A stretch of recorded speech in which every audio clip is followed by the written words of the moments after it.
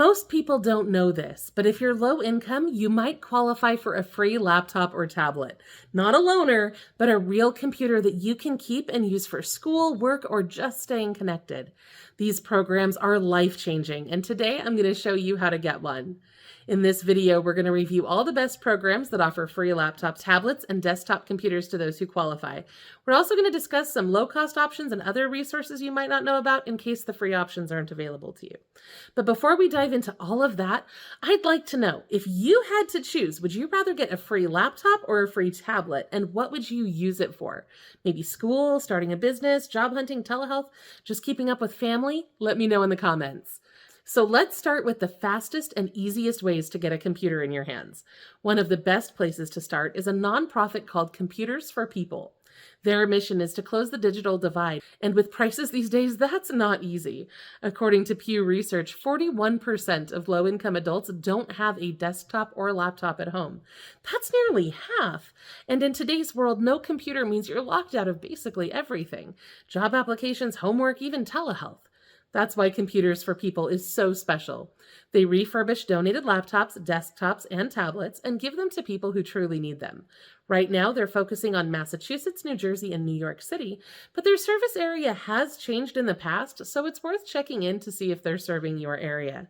Now, what I love about this program is that it's so easy to apply. You don't need to upload a bunch of documents to get started. Just head to their website, scroll down, and follow the arrows through the application. It only takes about 10 minutes to apply. And when you apply, make sure to share why you need the device. Are you trying to get back into school? Are you looking for work? Are you helping your kids with homework? Be real and be honest. That's what makes your story stand out. And if you're not sure, then spend some time honestly thinking about your reason why. After all, the more clearly you explain your need, the more likely you are to be approved. This is one of the best options for people who need a device quickly and easily, especially if you're not sure where to start.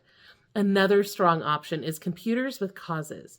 This one's great because almost everyone can apply. Seniors, students, veterans, single parents, and even nonprofits and schools can apply for this.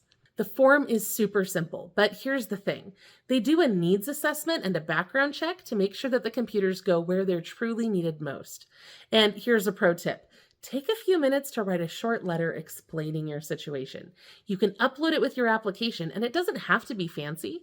Just explain how a computer would help you and what it would mean for your day-to-day life. If you have a picture or something that you can include in that letter that helps tell your story, you can include that as well. These little touches can really make a difference and help your application stand out. And just so you know, this organization keeps applications on file for 30 days. If you don't hear back in that time, you can always reapply, but that's where I would start. These first two programs are solid starting points. They're very trusted organizations and they're very highly recommended. Now here's one you might not have heard of, and this one's givetechnology.org. This group focuses on helping people who are starting over or trying to move forward. Students, single parents, adult learners, even survivors of abuse. If you're re-entering the workforce without access to a computer, or if you're on public assistance like SNAP, Medicaid, or anything like that, this group may be able to help you. Now, I will be honest with you, their application is currently closed as of the time that I am recording this video, but I still wanted to mention it to you because these programs often close when they're out and then reopen when they get more donated devices. So I wanted to let you know so that you could bookmark that page and check back later if you're still interested, especially if their mission speaks to your situation. And if you do qualify for EBT or Medicaid, don't forget, Amazon offers a 50% discount on Amazon Prime through their Amazon Access program. This means free shipping on refurbished tech and other products, free streaming services, and so much more. You can check your eligibility in just seconds. Get started at lirlinks.com/Amazon and then click that big button. Next up is CompuDopt, which is amazing if you have school-aged children. To qualify, you need to have a child in pre-K through 12th grade, and you cannot already have a working computer at home. Now, if that's your situation, this could be a great fit. CompuDopt runs device giveaways in certain cities across the United States. You'll need to check their website to see if they're active in your area. When they are, they usually open lotteries or registration events, and then the process is pretty simple. No complicated applications, just sign up and then wait to see if you're selected. These events can be popular, so you may need to try more than once, but families that do receive a device will get a refurbished computer or laptop for free, which can make a huge difference for your child's education. And don't forget, some states also offer grant programs to help families with education expenses, including technology. For example, I know that the state of Idaho offers the Empowering Parents Grant every year, which can help you pay for a laptop or a tablet for your child. These programs can vary, but it's worth checking with your state education office to see if they offer something like this, because it can make a huge difference. And if you live in Idaho, there's actually another option available to you too. If your child has an individualized education plan or an IEP, there is another option called the Idaho Assistive Technology Project. They provide devices to help students with special learning needs, and they sometimes support rural schools as well. They still have some funding left, so it's worth checking in to see if that's something that you may be eligible for. But ultimately, if you've got a student in your home, whether it's your child or grandchild, please check with your local school, school district, or community nonprofits. A lot of these programs don't advertise widely, but that doesn't mean that they aren't out there. I list all the ones I find on our website at lowincomerelief.com, but you can also check your local organizations to see if there's anything that I may have missed. And if you find something that we don't have listed on our website yet, please let me know. I love getting those tips because it helps us help others as well. Now, if you don't want to go through this process of applying for something online, there are a couple of local resources that you should really check out. You can look at FreeCycle and the Buy Nothing Project. These are online communities where people give away things they no longer need for free. And I don't just mean old kitchen chairs or clothes. You'd be surprised how often people give away working laptops, tablets, or even desktop computers. They're usually older devices, but a lot of times they still work. I know we've given away a ton of computers in our local Buy Nothing groups over the years. Both of these groups work by neighborhood, so when you join, you'll only see offers from people in your local area. Just go to freecycle.org or search for a Buy Nothing group on Facebook by typing in Buy Nothing and your city name. Now, you do have to check back pretty often, but I have heard from people who got computers the same day they joined. Sometimes it takes a few days or even weeks or months depending on what's available and how popular these groups are in your area, but the right post can pop up at any time. Honestly, I always recommend being connected to these groups whether or not you're looking for a computer because it's one of the easiest and fastest ways to get something for free, and I feel like a lot of people overlook that.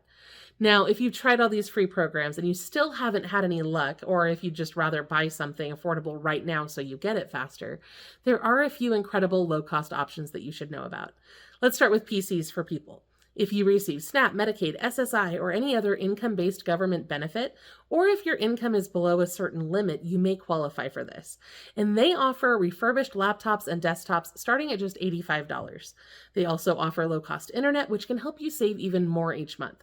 Now, of course, there are a lot of free and low-cost internet options out there for low-income people. And I have a whole different video about that. It's all updated. Please go check out that video if you'd like more information about how to get internet access. A lot of those providers that offer discounted internet also offer discounted devices as well. For example, if you're already getting low-cost internet through Comcast Internet Essentials, you can also buy a discounted laptop through them as well. These typically cost around $150, and they're decent machines, good for school, job searching, or just keeping up with daily life.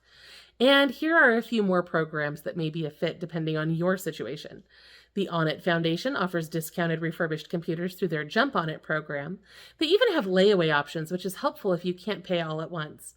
Laptops for Learning supports students and veterans who need access to affordable laptops. Computers for the Blind provides adapted devices designed specifically for people with vision impairments. C4PIN, based in Washington State, offers low-cost refurbished machines, starting at just $50 for local residents.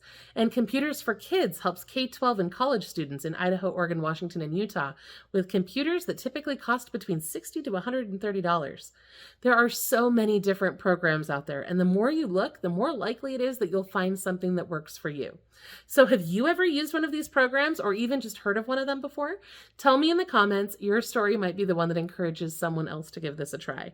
And even if none of these work for you, there are still a few smart ways to save money on your next device.